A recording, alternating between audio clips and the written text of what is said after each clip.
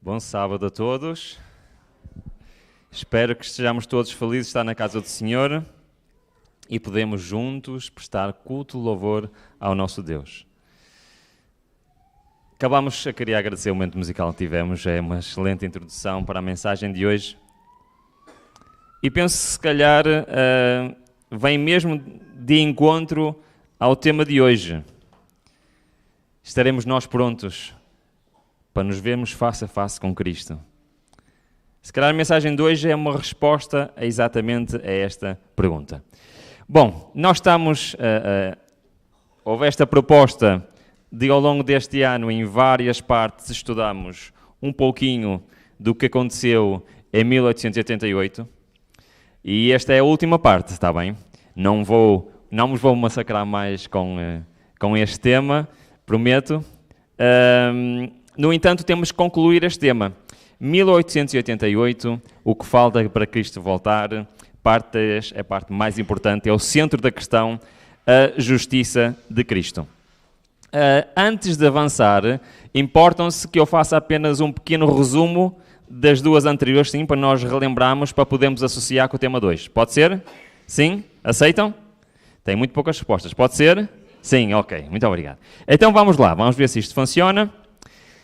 Funciona, sim senhor. Nós vimos que ao longo da história houve um dia que marcou uma época, um século, o século IV, que marcou o início da destruição daquilo que era a Igreja Cristã primitiva. Lembram-se disso? Na altura de qual imperador? Constantino, certo? Aquele que terminou a perseguição aos cristãos e os incorporou, digamos assim, no próprio império, e ele próprio se dizia de cristão. Eu sou cristão. Era cristão mesmo? Não era. Mas ele dizia. Porquê? Porque ele chegou a uma conclusão muito importante. Nós temos o ditado que diz assim: se não os podes vencer, junta-te a eles. Foi o que ele fez. Muito bem. No entanto, rapidamente nós percebemos qual era a verdadeira intenção dele. E ele era o adorador do Deus Sol invicto, certo? E rapidamente, poucos anos, em 321, e ele promulgou aquele que foi, na história, o primeiro decreto dominical. Lembram-se dessa história, certo? Bom, a ideia dele era juntar a Igreja de Roma com a Igreja Cristã, e de facto ele sucedeu. E a partir daí, logo a seguir, em 325, houve o Conselho de Niceia, que destruiu a natureza divina e humana de Cristo, também a natureza do Espírito Santo, e a partir daí, doutrina após doutrina, marco após marco, foi sendo derrubado. E nós vimos depois, mais tarde, que após a Reforma Protestante, o que é que aconteceu? Começaram a ser o quê? Redescobertas essas mesmas verdades, ok? Essas mesmas verdades começaram a ser descobertas. E foram, ponto a ponto, nós vimos isto tudo, até chegarmos a 1888. O que é que estava a acontecer neste ano? Não se lembram? Novamente o quê? Uma lei dominical. Lembram-se disto? Vários adventistas, vários judeus foram presos nos Estados Unidos por causa de trabalharem no domingo. Bom, e isto contribuiu para a grande crise de 1888. Simultaneamente, Deus suscitou dois homens, que não vamos falar diretamente deles, mas suscitou dois homens, que eram o pastor Wagner e Jones, para trazer a última mensagem ao mundo. O que era essa última mensagem? A justiça de Cristo. Ok? E é isto que nós temos estado a ver. E vemos que, diz então, o primeiro tema, mas vou só ler: em sua grande misericórdia enviou o Senhor preciosa mensagem ao seu povo por intermédio dos pastores Wagner e Jones. Esta mensagem devia pôr de maneira mais preeminente diante do mundo o Salvador crucificado. O sacrifício pelos pecados de todo o mundo apresentava a justificação pela fé no Fiador, convidava o povo a receber o quê?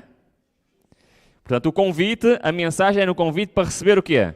A justiça de Cristo. É o tema que vamos falar hoje. Que se manifesta na obediência a todos os mandamentos de Deus. E este foi o grande tema nesta conferência em 1888, que veio moldar o futuro da Igreja.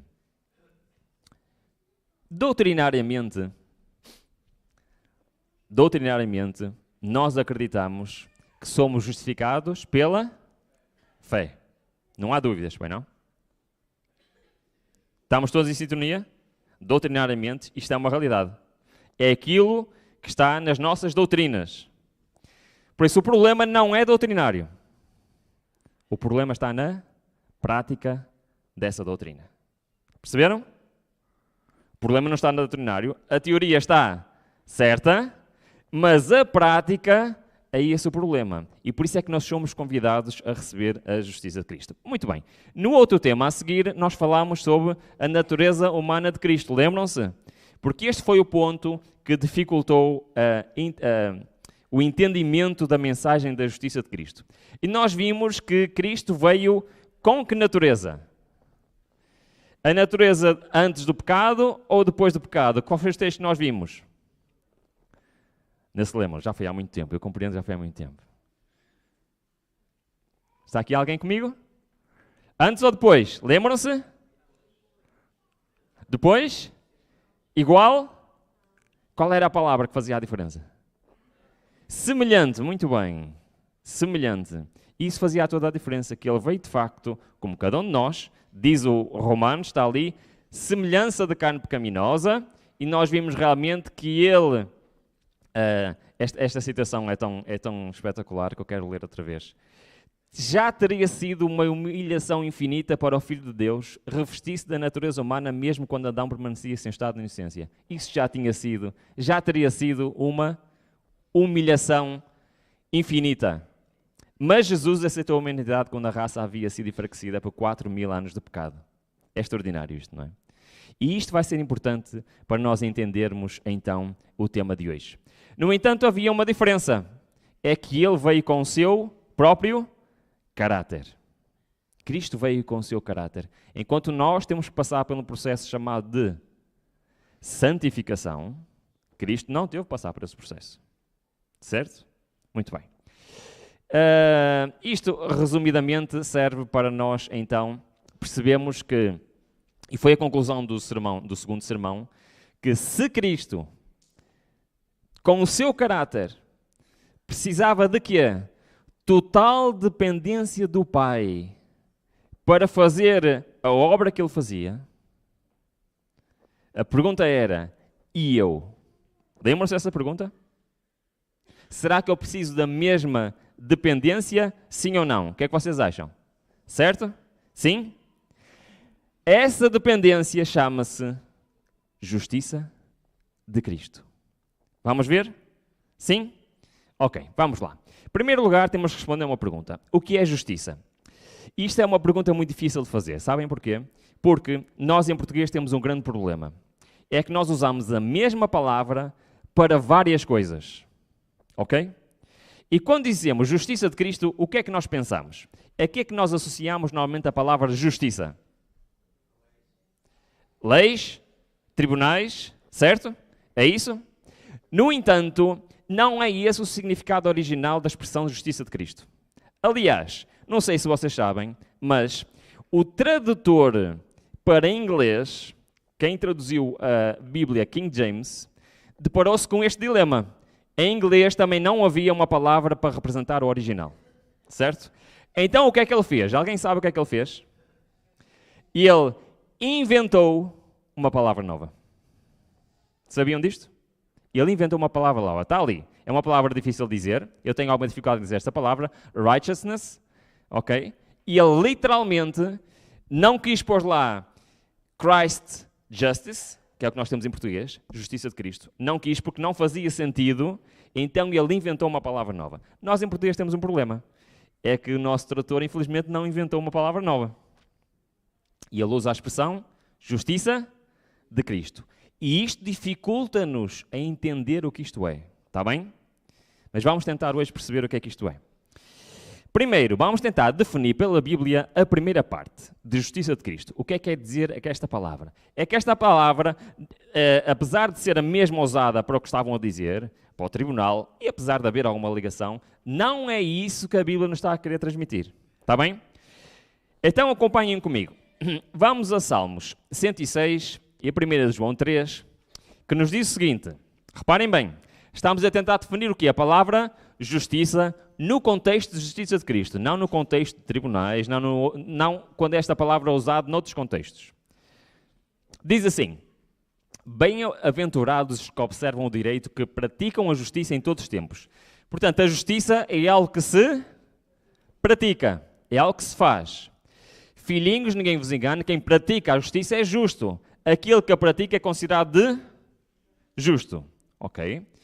Agora vamos a Ezequiel 33, que nos diz o seguinte, quando eu disser ao justo que certamente viverá, e ele confiando em sua justiça, portanto já estamos a ver aqui que há duas justiças diferentes, qual?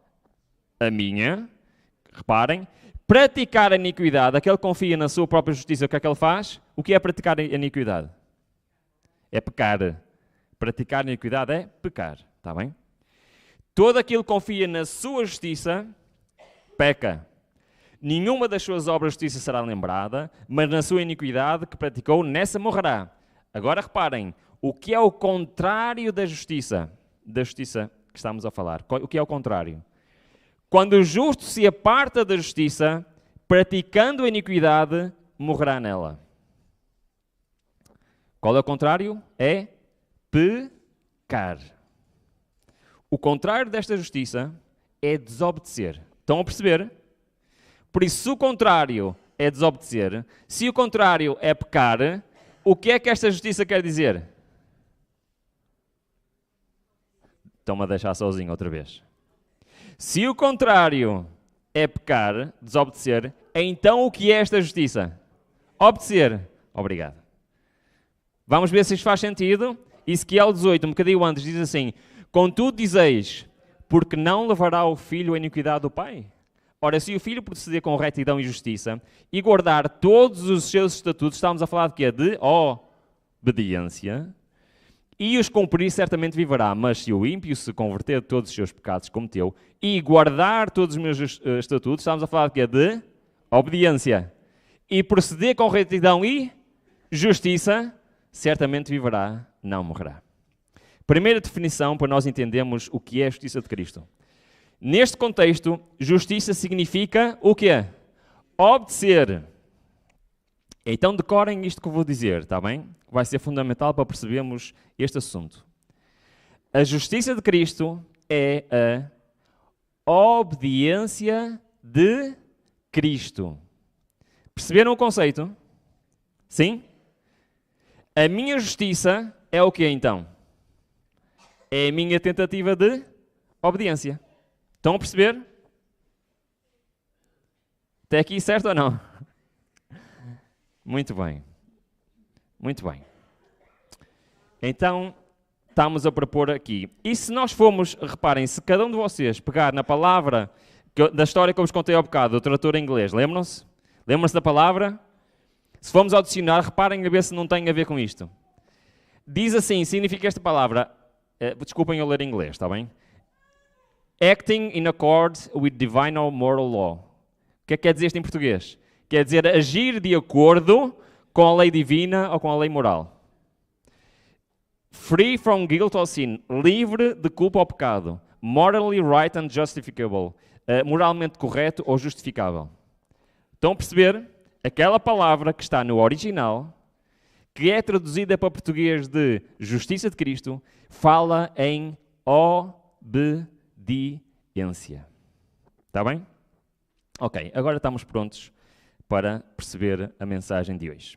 Eu queria que abríssemos a Bíblia em Mateus 19 e vamos fazer aqui uma coisa difícil, está bem? Vamos pegar num texto que todos nós conhecemos e que todos nós usamos, já ouvimos tantas vezes, e vamos tentar ir um bocadinho mais profundamente do que é que ele nos quer dizer neste contexto que estamos a falar hoje. Mateus 19, no versículo 16 a 26, não vamos ler os versículos todos, todos nós conhecemos esta história, fala de quê? Do jovem, todos conhecem esta história, não conhecem? Jovem rico aproximou-se de Cristo e com todo, como é que eu ia dizer, com toda a sua vontade, perguntou a Cristo, onde é que está? Versículo 17. Versículo 16. Aproximou-se e disse, Mestre, que bem farei para ter a vida eterna? O que é que já está implícito nesta pergunta? O que é que eu tenho que fazer? Que obras eu tenho que praticar para ser salvo? Certo? Concordam comigo? E Cristo respondeu-lhe à letra. O que é que Cristo respondeu? Porque me perguntas, bom só há um, mas o que é que ele diz? Se queres entrar na vida, o que é que Cristo diz? Obedece à minha lei, à lei de Deus. Essa foi a resposta de Cristo ou não foi? Estamos a falar de quê? De obediência. Muito bem. E depois nós sabemos o resto da história. Versículo 18. E ele, para não ter dúvidas, ele pergunta, mas estás-te a referir exatamente a quê? A que lei é que te estás a referir? E o que é que Jesus respondeu no versículo 18? Começa a citar o quê? Não matarás, não adulterarás, não furtarás, não dirás falso testemunho, honra o teu pai e a tua mãe, amarás o teu próximo com a ti mesmo. O que é isto? O que é que ele está a falar? Da lei moral, os 10 mandamentos. Cristo literalmente está a dizer àquele homem, se te queres salvar, tens que fazer o quê? Obedecer à lei. É o que ele está a dizer ou não? Mas nós já ouvimos, nós no início fizemos uma pergunta. Lembram-se? Nós somos salvos por quê? Pela fé ou pela obediência? Lembram-se dessa pergunta? Então porquê é que Cristo está a dizer a ele que ele tem que obedecer? Continua. E depois diz, então, a ele, se queres ser perfeito, vem tudo tem, anda e segue-me. E o que é que ele fez? Foi triste embora. E sempre que nós estudamos este texto, sempre não, mas a maior parte das vezes, qual é o moral que tiramos desta história? Falámos do problema das riquezas, falámos do problema de termos outros deuses, lembram-se disso? Normalmente é essa a conclusão que nós chegamos, não é? Mas o que é que estava em causa aqui? Era o quê? Era o quê? O que é que eu faço para ser salvo? E Jesus responde, guarda a lei de Deus. Qual é a conclusão disto? A conclusão disto está um bocadinho mais à frente. Os discípulos, versículo 25, ficaram tão admirados e perguntaram a Jesus, ninguém se vai salvar? Como é que eu digo? Se o standard, como é que se diz? A fasquia, exatamente, obrigado, é assim tão alta, ninguém se vai salvar. E ele perguntou, o que é que eu faço para ser salvo? E a fasquia está tão alta. E Jesus respondeu-lhes, reparem bem, versículo 25, quem poderá então salvar-se? Jesus olhando para eles, aqui está o centro, esta é que é a conclusão. Jesus respondeu-lhes, em verdade vos digo, versículo 26, desculpa. Jesus, olhando para eles, disse, para os homens isso é impossível. Perceberam o que é que Jesus está aqui a dizer? O que é que eu faço para me salvar? Cristo diz, guarda a lei de Deus, e agora está a dizer, olha, isso para o homem é impossível. É impossível ao homem o quê? O quê? Salvar-se pela obediência à lei de Deus. Isto é que é o ponto importante deste texto. Isso é impossível. E porquê que é impossível? Isaías diz-nos isso. Conhecem? Mas todos nós somos como imundo e todas as nossas justiças são como trapos de imundícias. O que é neste contexto de justiça? O que é neste contexto de justiça? Qual foi a primeira definição que nós vimos? O que é a obediência. Olhemos bem para este texto. Este texto nos está a dizer que aquilo que nós fazemos de errado são trapos de imundícia. E este texto não está a dizer que aquilo que nós pecamos, que a nossa iniquidade, são trapos de imundícia. Este texto está-nos a dizer literalmente, os teus esforços, a tua obediência, aquilo que tu fazes bem, são trapos de imundícia. É o que está a dizer ou não é? É. Isto quer dizer que eu não me tenho que esforçar? Isto quer dizer que eu não tenho que obedecer? Não, não é isso que eu estou a dizer. Está bem? O que eu estou a dizer é que nunca nenhum ser humano vai ser salvo por nada que fez.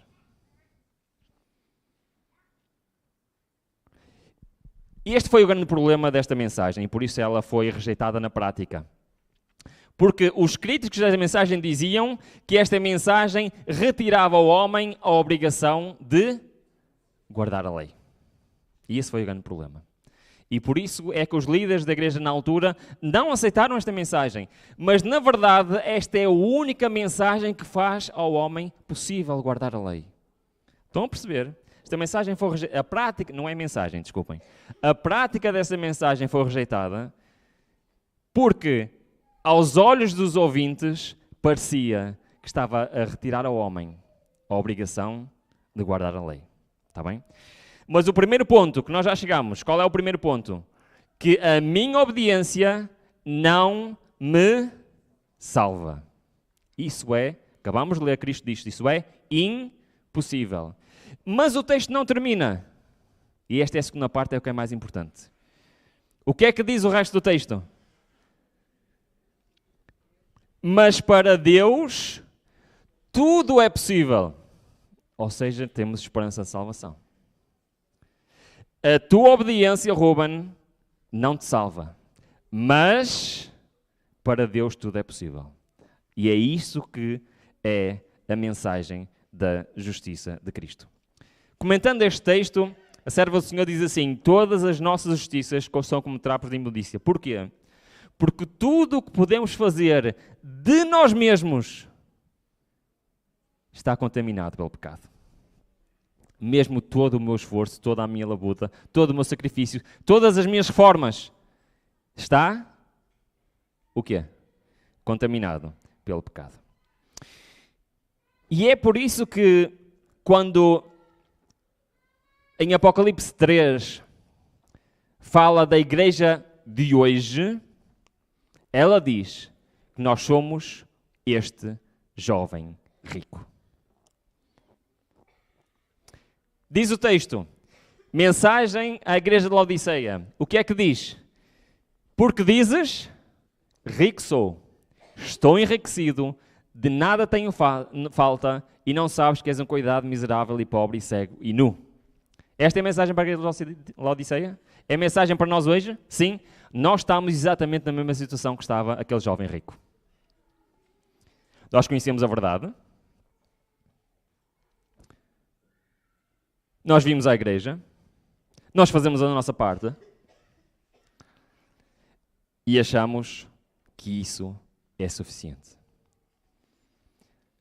E Cristo olha para nós hoje, para a igreja de Laodiceia e diz: tu achas que és rico, mas na verdade és o que é?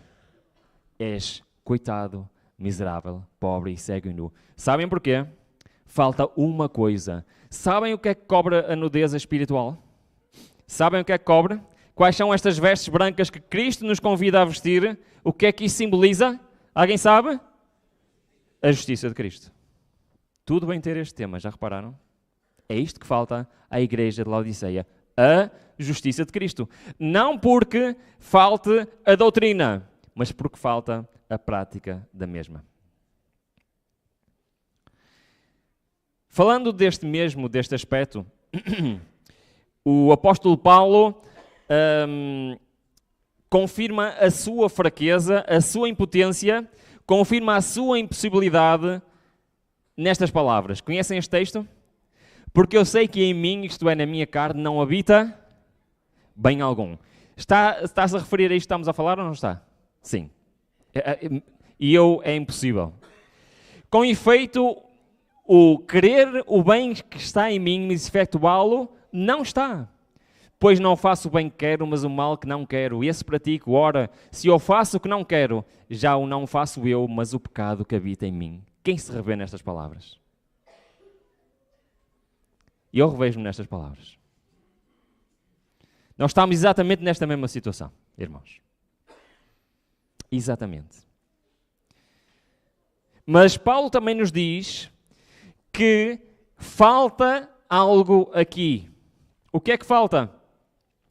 Orando sempre com toda a súplica, orando orando sempre com toda a oração e súplica no Espírito, e vigiando com esta finalidade, com toda a perseverança e súplica, por todos os santos e por mim, para que me seja dada a palavra, a fim de que eu abra a minha boca com intrepidez, para fazer conhecido o quê?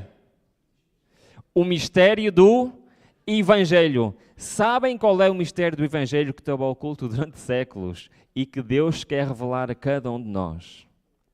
Sabem qual é? A justiça de Cristo. Já vamos começar a perceber o que é a justiça de Cristo, está bem? O mistério, este mistério, que esteve oculto dos séculos e das gerações, mas agora foi manifesto aos santos, a quem Deus quis fazer conhecer quais as riquezas da glória deste ministério entre os gentios. Qual é este mistério?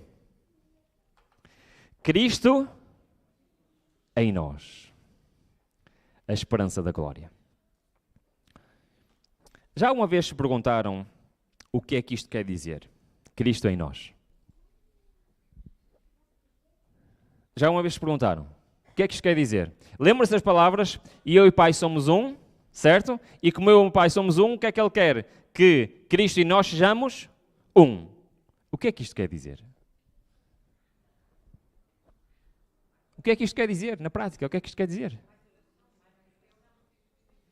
Hã? Exatamente, esse é o texto que vamos ler a seguir, já agora. Obrigado pela introdução. Diz Paulo, compreendendo da sua fraqueza, compreendendo que é impossível para ele, que as suas obras é impossível, e ele precisa de mais alguma coisa. Estou crucificado com Cristo, no entanto eu vivo, mas não eu, e sim Cristo vive em mim. E agora que vivo na carne, e a vida que agora vivo na carne, vivo-a pela fé do Filho de Deus que me amou e assim mesmo se entregou por mim. Estão a perceber a diferença de um para o outro? Do texto que lemos ao bocado do Paulo para este. Qual é a diferença? A diferença ele está a dizer assim: com Deus estou sozinho, estou perdido. Aquilo que eu quero fazer, não faço. Aquilo que eu não quero fazer, isso faço. Porquê? Porque a justiça do homem são trapos de imundícia. Nós não conseguimos. É impossível. Cristo disse é impossível. Mas agora Paulo está-nos a apresentar aqui uma versão diferente, que é, e ele está a dizer aqui, se nós juntarmos a nossa humanidade a quê? À divindade, a Cristo. Qual foi a resposta? Para Deus é possível. Então, vamos ver o que é isto. Isto é, Cristo em mim é a justiça de Cristo. Porquê que é a justiça de Cristo? Vamos ver, o próximo texto diz assim: o qual nós anunciamos, admoestando a todo o homem, ensinando a todo o homem em toda a sabedoria, para que apresentemos todo o homem perfeito em Cristo. Para isso também trabalho, lutando segundo a sua eficácia. E agora está aqui a parte mais importante. O que é que termina este versículo a dizer? O que é que está este... Cristo habita nele, o que é que Cristo faz nele? O que é? O que é que diz o texto? Que opera em mim poderosamente. O que é que está a querer dizer? Que as obras que Paulo fazia, quem é que as fazia? Era ele? O que é que o texto diz? Quem é que fazia as obras? Era Cristo. Percebem a diferença? Eu estou perdido com as minhas obras, nunca vou lá chegar. Mas o plano de Deus é colocar em nós a justiça de Cristo. O que é a justiça de Cristo? É a obediência de Cristo. Para que possa ser o quê? Cristo a fazer as obras em nós. Percebemos isto? Sim? É este o plano? Certo ou errado? Agora eu pergunto: se for Cristo a fazer as obras, que obras nós vamos fazer?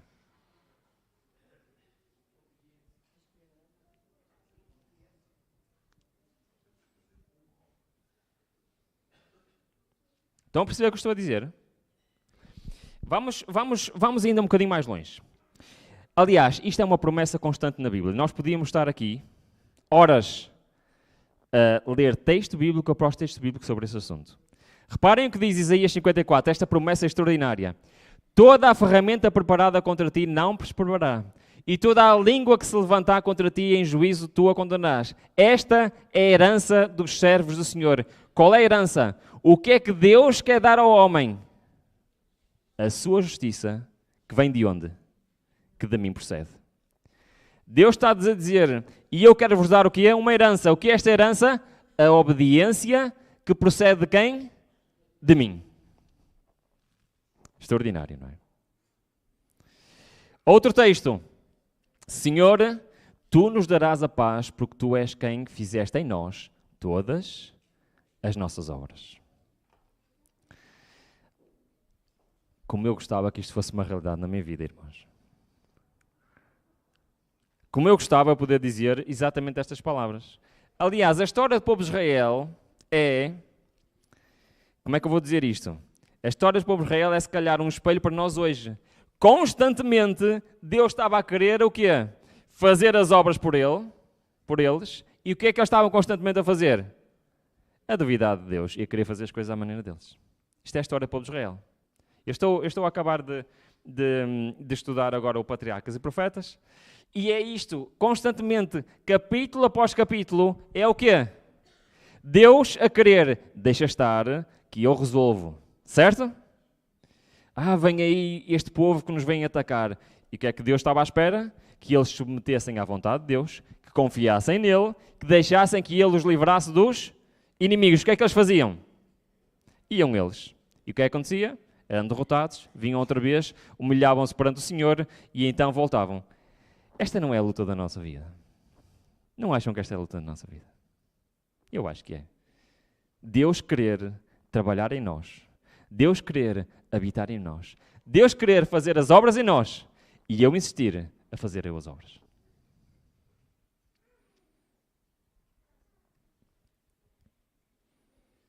Esta é a luta da minha vida, irmãos.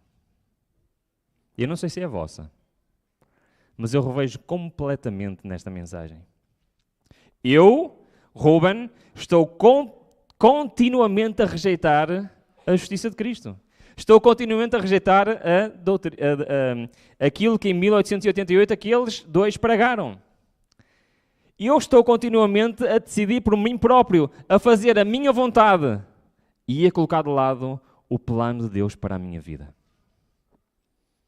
Deus quer dominar o nosso ser completamente. Ele quer agir em nós. Quem é o obstáculo para isso? Sou eu. O relógio é o meu pior inimigo, não é? Vamos avançar agora. Diz-nos o seguinte: de sorte que, meus amados, de modo como sempre obedecestes, não na minha presença somente, mas muito mais agora, na minha ausência, efetuai a vossa salvação com temor e tremor. Porquê? Quando fala de obediência, o que é que a Bíblia diz? És tu que obedeces? Não, não és tu que obedeces. Porque Deus é o que opera em vós, tanto querer como efetuar. Quase todos os dias eu peço isto ao Senhor. Deus faz em mim o querer e o efetuar. O que é o querer e o efetuar? Lembra-se o que é que Paulo dizia? Aquilo que eu quero fazer, eu não faço. Aquilo que eu não faço, lembra-se?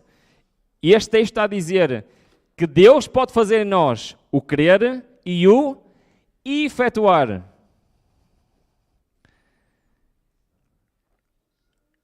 E porquê é que eu constantemente peço isto ao Senhor? Porque isto não é uma realidade na minha vida.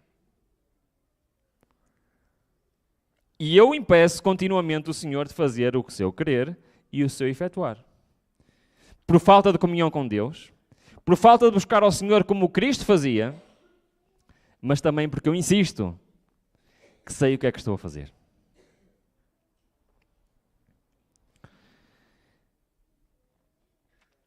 Mas este é o exemplo de Cristo. Cristo foi o exemplo para nós em tudo na vida. E desculpem esta maratona de textos, mas eu não quero ser eu a falar, quero que seja a palavra do Senhor a falar. Cristo disse, sabem como é que Cristo viveu aqui?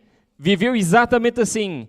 E eu não posso de mim mesmo fazer coisa alguma. Quem é que disse estas palavras?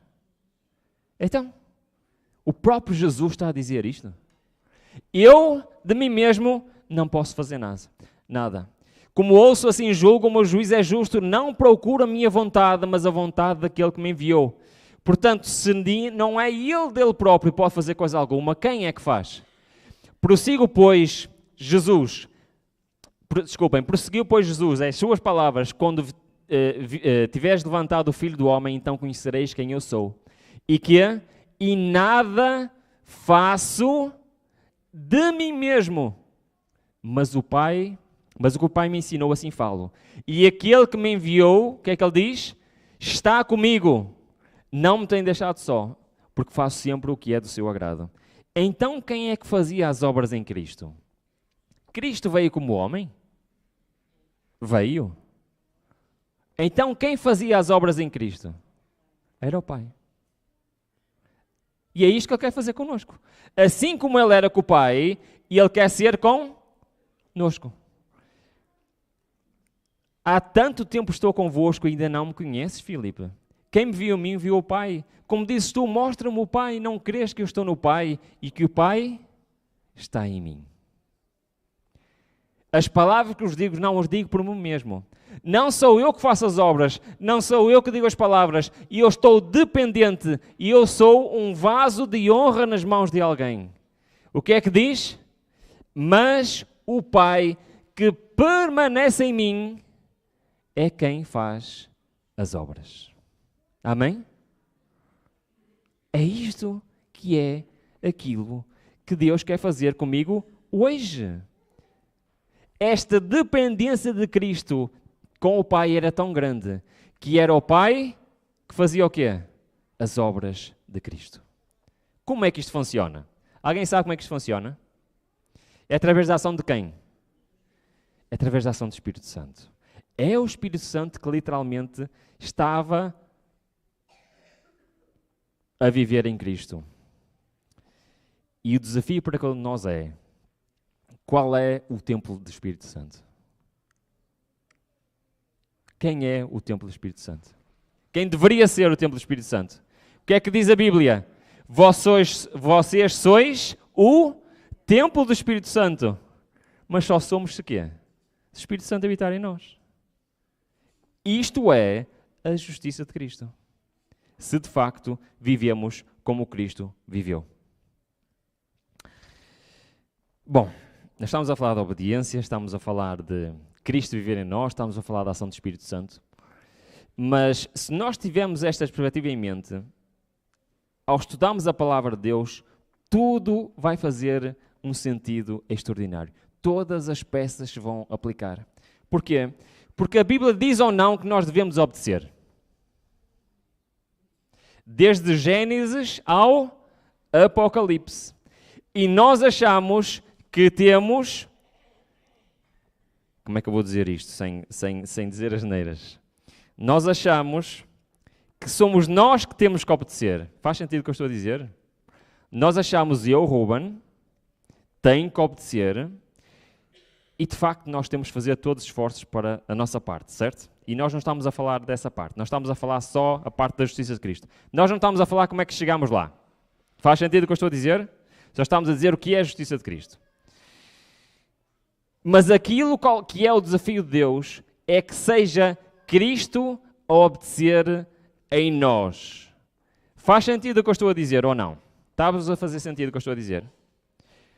Eu vou dizer uma coisa estranha. Deus não quer a minha obediência. Deus quer a obediência de Cristo em mim. Perceberam o que eu quis dizer ou não? Perceberam o que eu quis dizer?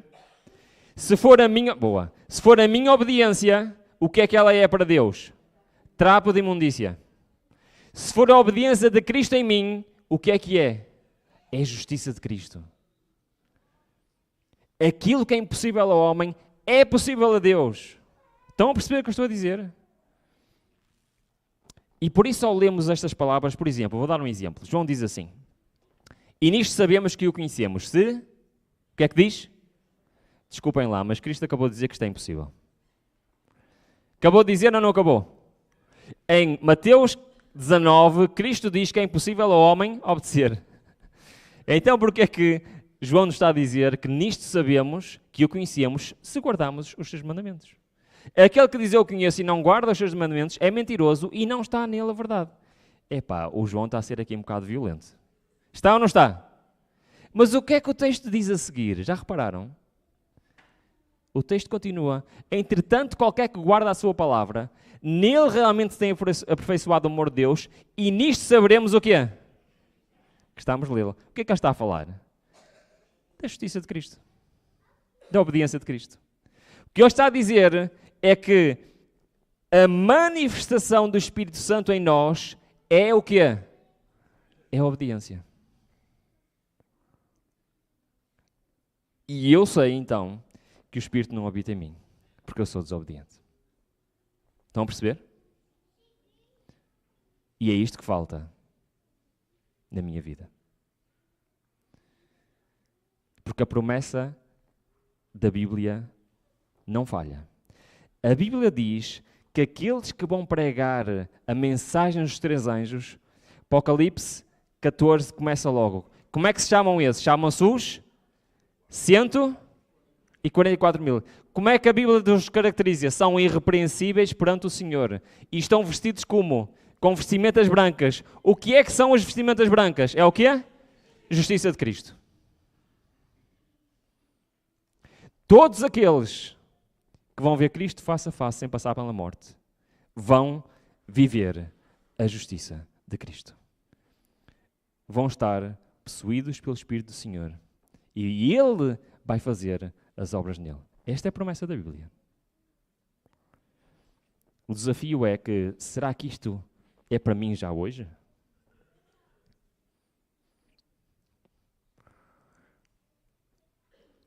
Quem guarda os seus mandamentos permanece em Deus e Deus nele, porque não há maneira nenhuma de qualquer ser humano guardar a lei de Deus.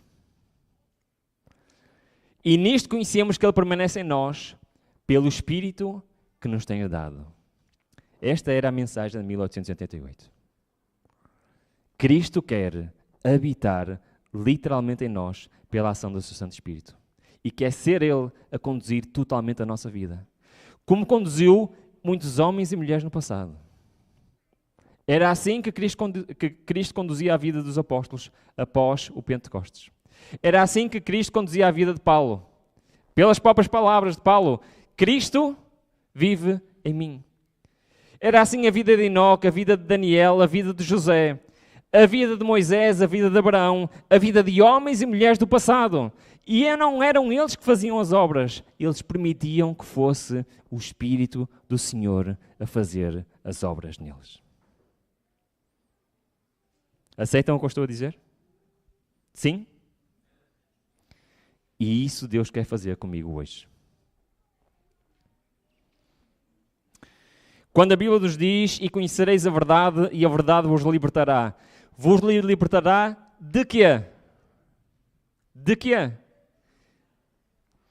Mas agora libertos do pecado e feitos servos de Deus, tendes o vosso fruto para a santificação e, por fim, para a vida eterna. É isto que Deus quer fazer com cada um de nós. Mas para tudo, para todos os planos de Deus, existe o quê? Existe o quê? A contrafação de Satanás. Para a justiça de Cristo também existe. Existe uma contrafação de Satanás para a justiça de Cristo. Nós podemos ver em muitos sítios, mas vamos abrir a nossa Bíblia, que é em Marcos, capítulo 5. Eu vou tentar fazer esta comparação e ver se não me meto numa olhada, está bem? Vamos ver se nós entendemos o que eu quero dizer e o que é que o texto nos está a querer dizer. Para a justiça de Cristo, que é o quê? Que é literalmente o Espírito Santo habitar em nós e ser Ele a comandar a nossa vida, certo?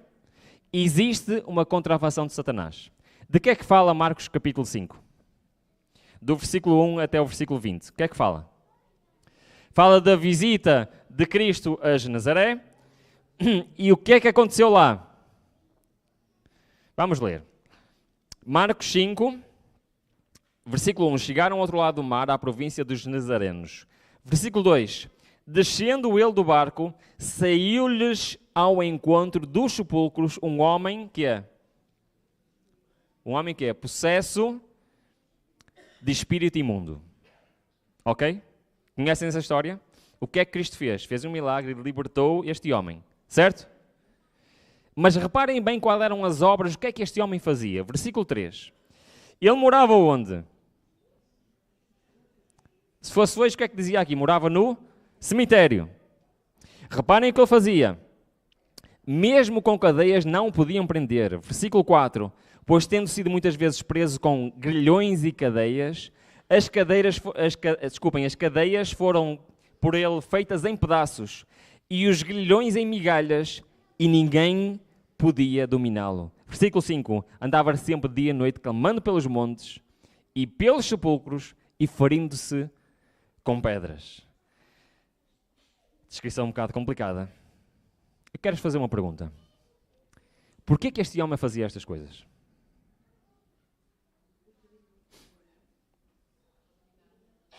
Porquê que este homem fazia estas coisas? Estava a ser dominado por... O que é que diz o texto? Espíritos imundos. Deus curou este homem ou não curou? Libertou-o dos espíritos imundos. A partir daí, como é que este homem reagiu? Da mesma maneira? Fazia as mesmas obras? Não? Sim? Não? Totalmente diferente. Quando chegaram e viram Cristo e aquele homem parecia que estava no seu juízo, o que é que eles disseram? Ficaram os nazarenos. O que é que eles ficaram? Ficaram com medo. Porque eles conheciam aquele homem, conheciam o que ele fazia. É normal um homem ser preso com cadeias e aguilhões e conseguir se libertar daquilo? Não é normal. Havia o quê? Um poder sobrenatural a quê? A dominar aquele homem.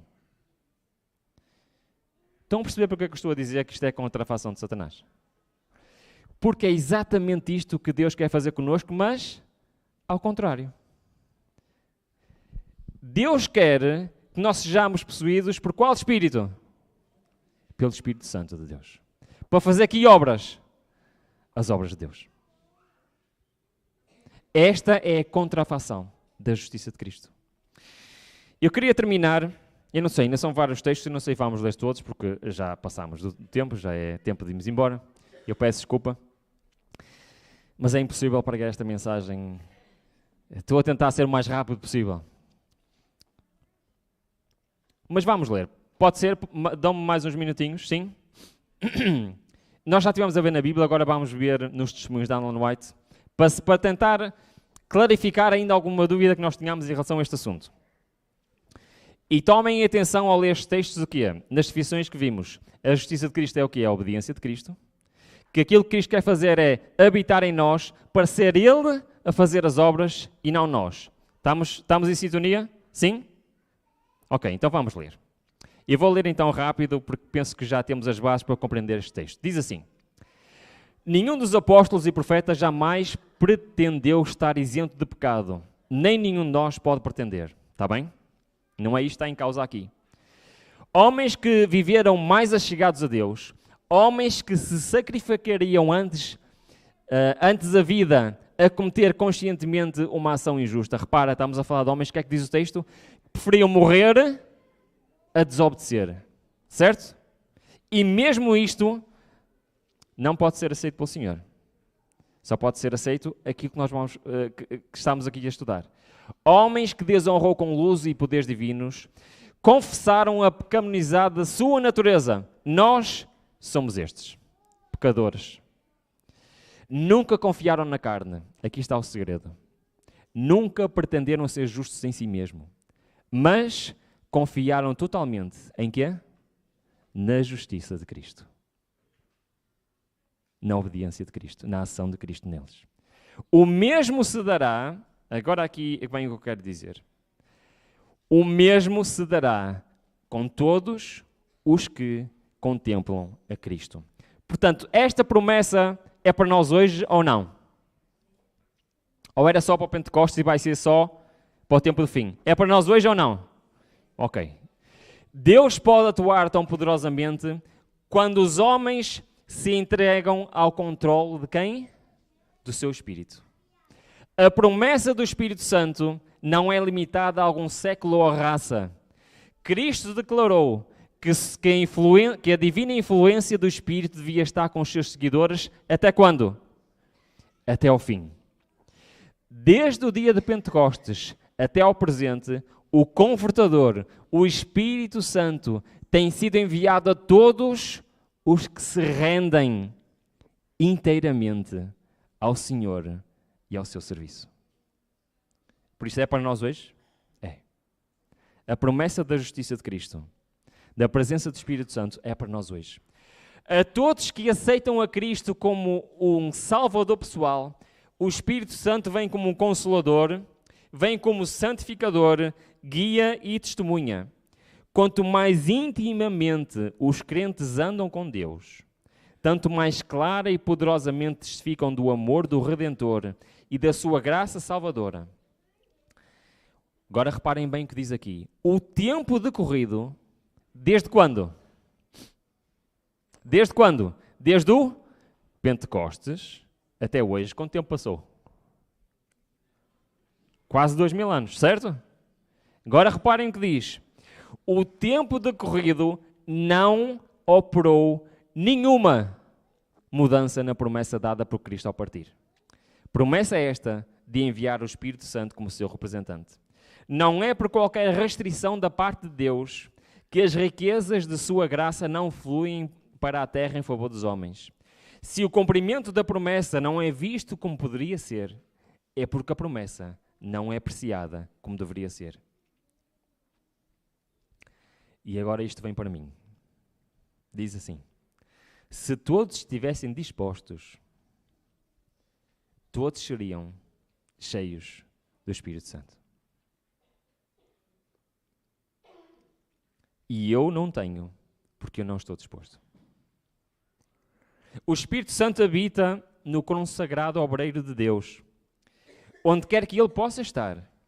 As palavras dirigidas aos discípulos são também a nós. O Consolador é tanto nosso como deles. A verdade deve estar implantada no coração, deve dirigir o espírito e regular as afeições. Todo o caráter deve ser estampado com a expressão divina.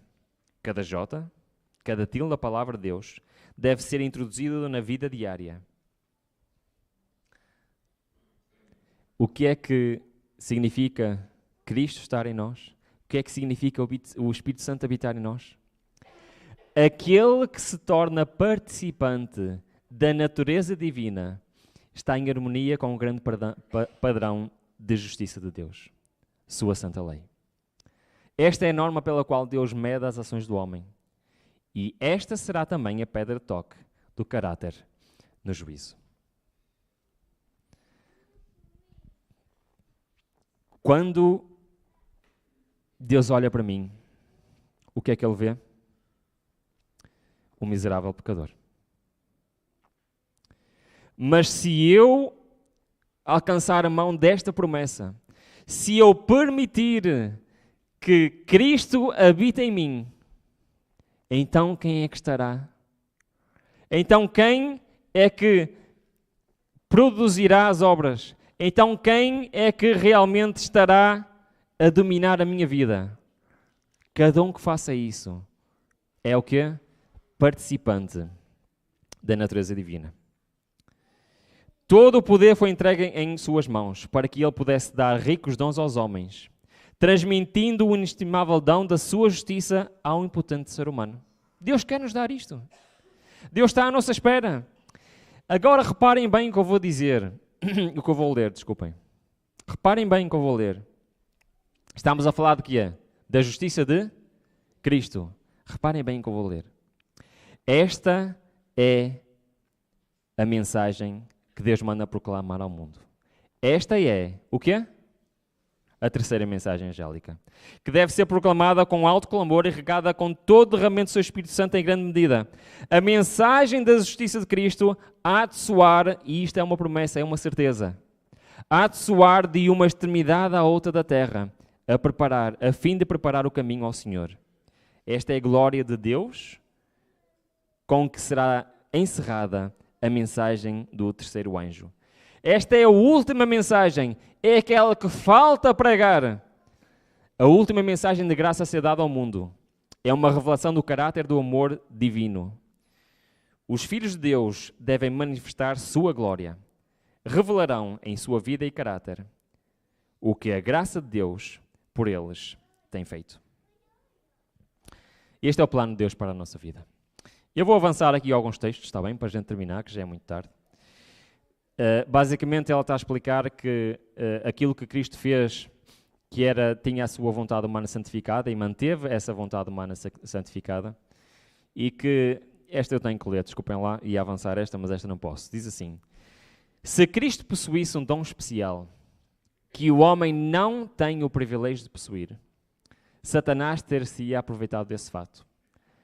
A obra de Cristo era tirar das reivindicações de Satanás o seu domínio sobre o homem, e só podia fazê-lo da maneira como ele veio, como homem, tentado como homem e prestando a obediência de um homem. Aquilo que Cristo fez é suposto nós fazemos hoje. Todo o filho caído de Adão deve, mediante a graça transformadora de Cristo, tornar-se obediente a todos os mandamentos de Deus. Um dos mais bem-sucedidos enganos de Satanás é induzir os homens a pretenderem estar santificados, ao mesmo tempo que não estão vivendo em desobediência aos mandamentos de Deus. Ok, vamos terminar então. E eu vou avançar aqui para este capítulo. Para este versículo. Para terminarmos a mensagem de hoje. Lembram-se de eu vos ter dito que a igreja de Laodiceia representava quem? Cada um de nós. E que era um símbolo do jovem rico. Certo? Assim como era rico, nós também achamos que somos ricos. E espiritualmente somos ricos ou não somos? Hã? Sim? Reparem, nós temos a Torá, certo? Temos a lei e o testemunho, o Velho Testamento, certo? Temos? Temos o Novo Testamento, certo ou errado? Temos? Temos as mensagens proféticas que já nos foram desvendadas, certo ou errado? Sim? Certo.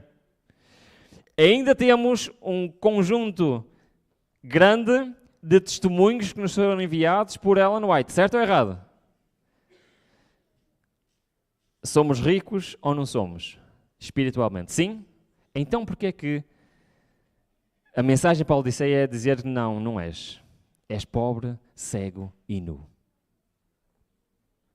Porque falta-nos o quê? A justiça de Cristo.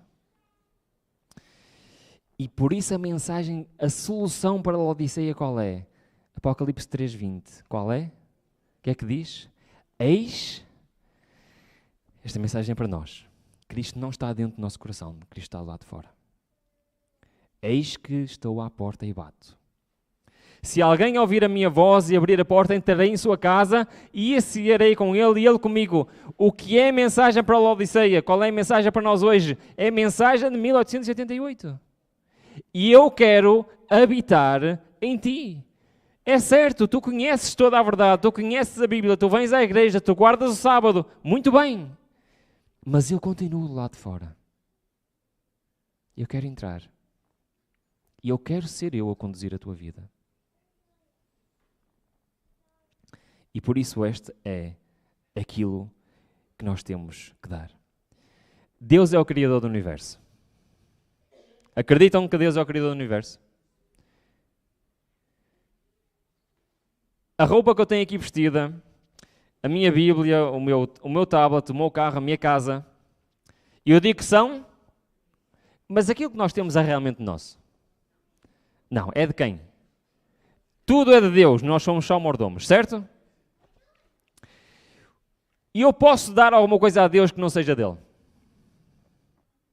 Posso dar, portanto, vou-lhe dar este comando, porque não é dele. Se foi ele que fez tudo. Estão a perceber o que eu estou a dizer? Ok. Agora quero dizer uma coisa. Neste universo, há uma coisa que não é de Deus. Sabem o que é? A minha vontade, o meu coração. Não é de Deus. Eu tenho que lutar. Deem a Deus a mais preciosa oferta que lhe é possível oferecer. É a única coisa que eu posso oferecer a Deus. Deem-lhe o coração. E ele lhes fala dizendo, vesti-los-ei com minha justiça. O que é que estamos a falar? A justiça de Cristo. Estão a perceber? Nós temos que abrir a porta do meu coração. Temos que dar o nosso coração para ele poder fazer o quê? A sua obra em nós. As vestes da boda, eu lhes prepararei para a ceia das bordas do cordeiro. Quando revestidos da minha justiça pela oração, pela vigilância, pelo estudo diligente da palavra, estão aptos para atingir uma norma elevada. Jesus não abrirá à força a porta do coração. O que é que ele está a fazer em Apocalipse 3:20? O que é que ele está a fazer? Está a bater. Ele não abre. Temos de abrir nós mesmos. E esta é a nossa parte do trabalho. Está bem? É isto que não foi compreendido em 1888. É que eu tenho a minha parte para fazer. Não estamos a falar sobre isso hoje. Aliás, se quiserem um dia podemos falar sobre isto. É falar sobre a justificação pela fé, sobre a santificação, quais as condições necessárias, o que é abrir a porta do nosso coração. Isso é outro assunto. Se um dia nós quiserem, não vai ser no sermão, que isto demora mais tempo. Aliás, estava agora a ver aqui um irmão que eu conheci-o a falar exatamente das condições para abrirmos a porta do nosso coração. Uma vez, uns estudos que fiz para Angola, está aqui o irmão Pedro, que é da igreja de Luanda, em Angola, e nós conhecemos exatamente a falar sobre isso, a estudar o santuário e pelo santuário a estudar a justificação pela fé, a estudar a santificação, a justiça de Cristo, quais as condições necessárias, quais os 5 requisitos necessários para nós abrirmos o nosso coração a Deus. Um dia, se quiserem, nunca fiz esse estudo aqui, um dia, se quiserem, podemos fazer esse estudo. Mas esta é a mensagem final de hoje. E peço desculpa pelas horas e vamos terminar com este texto, que é um texto que é um dos meus preferidos na Bíblia. Que se quiserem abrir na Bíblia para terminar, resume tudo o que nós dissemos hoje. Em Ezequiel 36, do versículo 26 e 27. Vamos ler este versículo, mas com as lentes daquilo que nós estudamos hoje. Pode ser? Sim? Reparem bem o que diz. Este é o plano de Deus para nós hoje. Ezequiel 36, 26. Também vos darei um coração novo. Para quê? Para que é que precisamos de um coração novo? E porei dentro de vós o que é? Um espírito novo. Quer dizer que o espírito que está no nosso coração não presta. É isto que quer dizer? Concordam?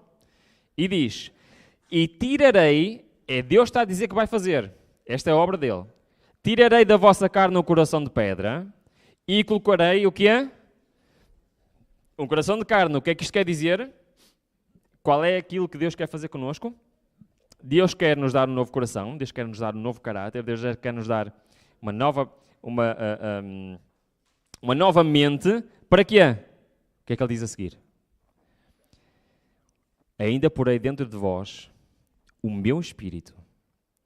Para quê? Para que é que serve o espírito dentro de nós? Para que é que serve a justiça de Cristo? E farei com que andeis nos meus estatutos e guardeis as minhas ordenanças e as observareis. É exatamente o que nós estudamos hoje. Deus quer ser Ele a fazer as obras em nós. Para isso, nós temos que deixar. Deus continua à espera de um povo que possa estar pronto para as cenas finais deste mundo. E esse povo é aquele que abrir o coração à justiça de Cristo. Eu gostava de fazer parte desse povo. Boa sábado para todos.